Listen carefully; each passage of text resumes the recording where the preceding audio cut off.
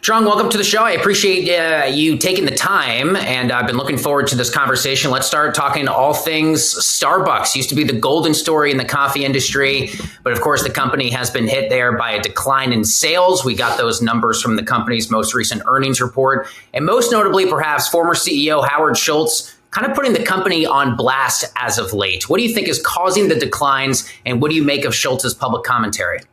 I remember I saw it. I'm like, oh, he's cooking, because he's come back twice, right?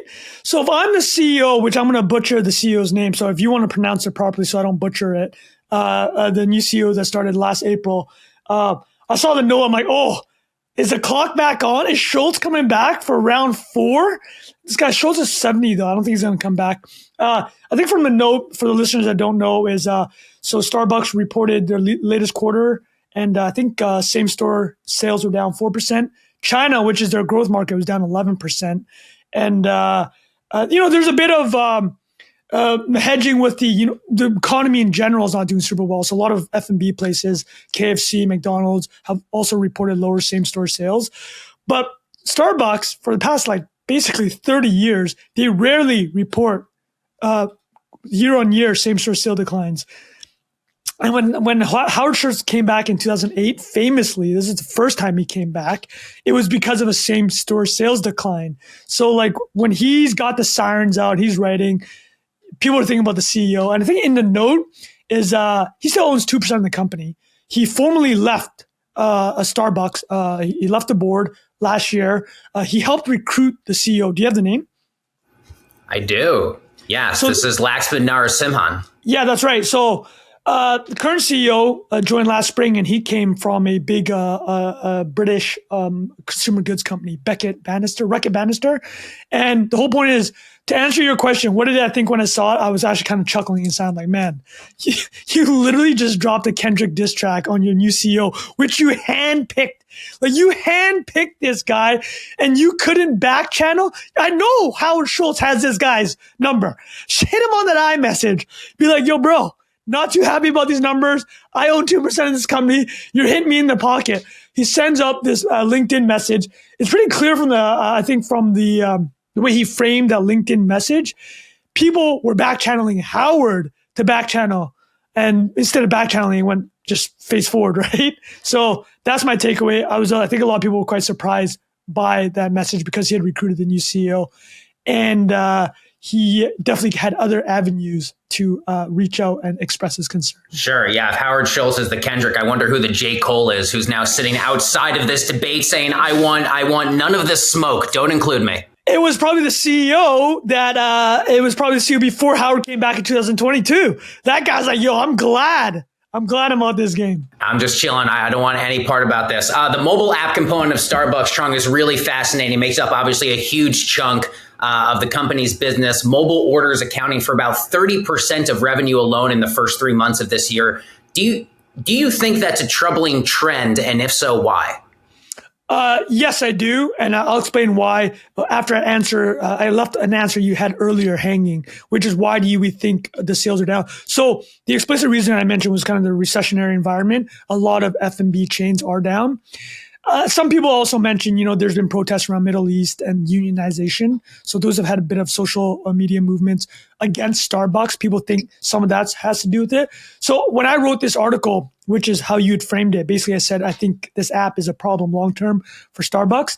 A lot of people send me messages along the lines of, you didn't even mention these protests, yada, yada, yada, XYZ.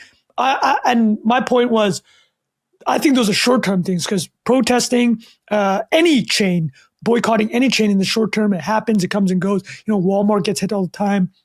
People do. Everybody talks about boycotting Amazon. No one actually does it, right? You want that 48-hour delivery. You want the 24-hour delivery. But Starbucks, I'll grant, sure, some sales impact potentially over the past 6 months. But I'm talking this app is a long-term issue. And I'll just lay on my thesis right now. You'd mentioned 31%. So that specifically is in the United States. And Starbucks has been pushing people towards an app. And it makes a lot of sense of why, right? Everything is app intermediated now. You get better data on your consumer. And then the other part of the article I wrote was, and a lot of people do know, is that Starbucks takes a ton of customer deposits. So they had about 2 billion on that app. And that effectively works as like the greatest type of banking situation ever, because those funds Starbucks can use for working capital. And there's no requirement that if a user tries to take the funds out that they have to give it. It's not a traditional bank in that sense. In fact, the terminology in accounting is at the end of a year, if a gift card program or a Starbucks rewards app, for example, can basically model out a certain percentage of that deposited money does not get used, that's called breakage, and they get to count that as revenue. So last year, against about 1.7, 1.9 billion that was on the app end of year, Starbucks was able to claim about 10% of that as revenue. So you're paying them to deposit your money, which is insane, right? If you think about it in that lens. And now longer term, to answer your very specific question, why do I think it's bad? I think it's bad because the app is such a seductive business model for everything I just laid out.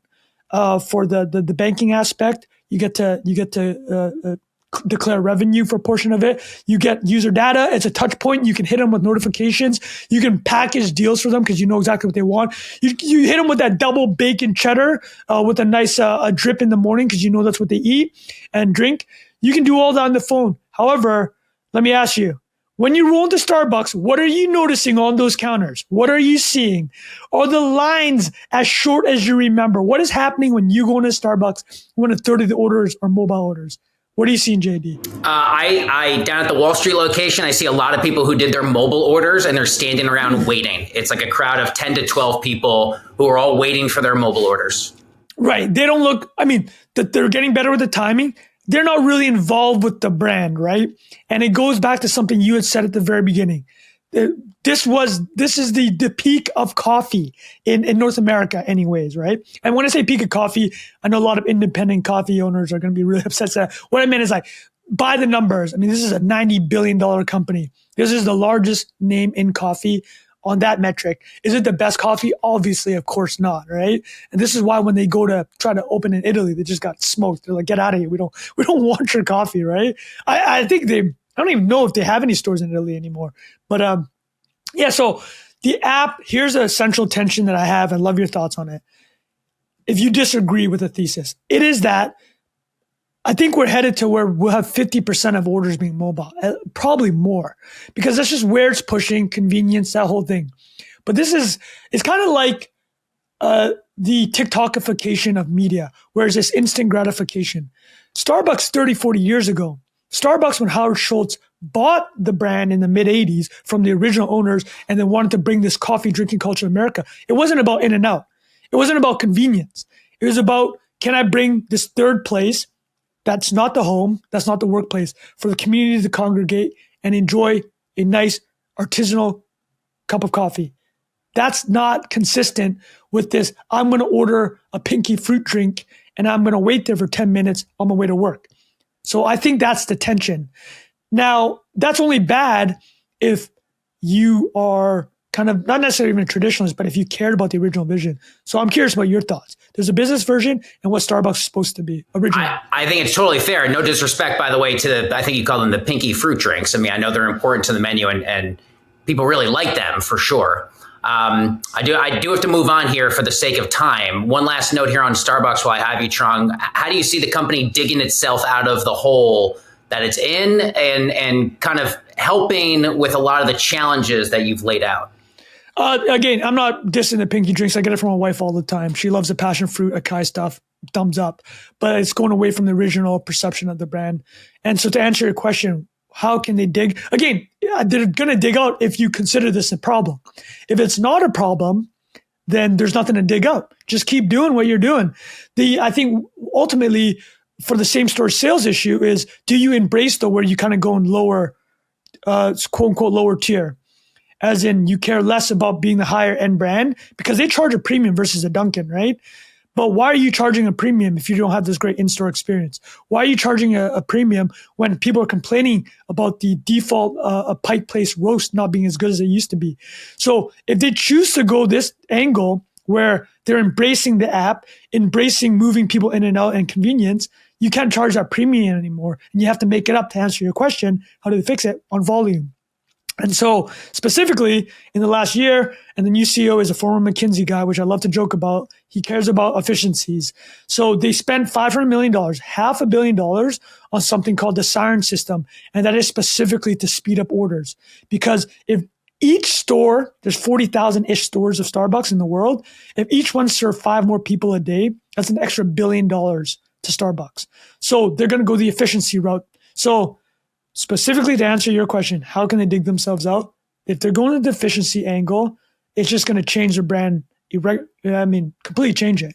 It'll be McDonaldized, right? And to be frank, McCafe, it's pretty good.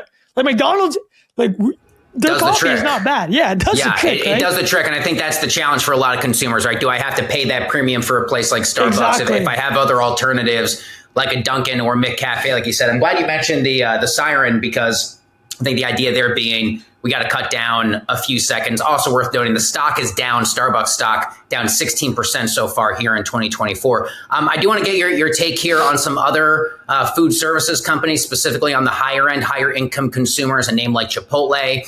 These companies are dealing with their own challenges on quality, shrinkflation. You mentioned TikTok earlier. We know the phenomenon happening right now where a lot of TikTok users say, well, hey, if I film the person at Chipotle making my burrito, they're more inclined to put more food in there. I'm sure you've seen that. Do you see other restaurant brands making the same mistakes as Starbucks? That could be a Sweetgreen or a Chipotle or anyone else. I think it becomes a matter of scale. It's like, how big can you get, right? So Starbucks, a $90 billion company again. You mentioned Chipotle recently passed Starbucks in market cap. I think now they're like toe-and-toe, which is insane when you think about it. But an aspect of Starbucks that I didn't touch on, which we briefly mentioned in McDonald's McCafe, was with Starbucks, for them to kind of embrace this volume angle, like they need to add dinners, right? Like if you McDonald's, you can eat all day, or after the club at 3 a.m. It's always available to you. Starbucks is like half that time. So if they're going full like volume, they got to find ways to meet the extra 8 hours a day. So they actually did a deal with GoPuff? What's the delivery, the short-term delivery thing? You know the one I'm talking about, right? One of these Go relationships, they're trying to move more volume between 8 p.m. and 8 a.m., which is light for them. So to answer, now going back to what you said about Sweetgreens, Chipotle. So I would say with Chipotle, again, this is a $90 billion company. They're up 5x in the past 5 years. And a lot of it has to do with what you had mentioned.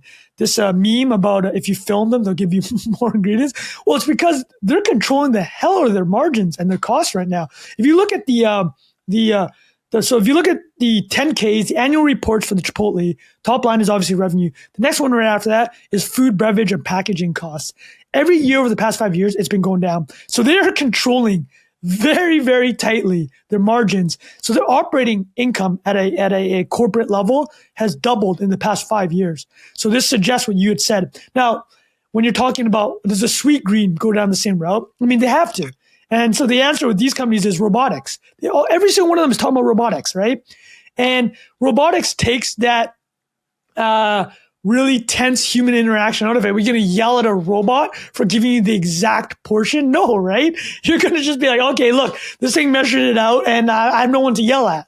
And I think the end game for a lot of these places will be the robotics. And when you say, will these other brands, like these higher end brands, go down the route of a Chipotle? I mean, yeah, they'll try to, cut costs or maximize efficiencies. But I just think Chipotle is a special case because I don't think Sweetgreens will ever be a $100 billion business. Whereas Chipotle, I mean, if you're in a bulking cycle, you're not going. If you're a bodybuilder, I mean, you can go to Sweetgreens for a night. It's more a cutting cycle, but you want that volume of calories, right? And you're going to Chipotle. So that'd be kind of my answer on that front. Nice. Well, we'll have to leave it there. I would love to do a different interview with you about which names in the fast casual space you should use for bulking cycles versus cutting cycles for those of us that get concerned about our calorie deficit days. But we'll have to leave it there. Also worth mentioning here, Chipotle stock up 39% this year. Sweetgreen stock, ticker symbol SG, up 189% since the start of the year. We have much more. We'll do it the next time. I really appreciate your time. Trung, thanks for being here. Great conversation. Absolutely. Thank you, man. Thanks, JD.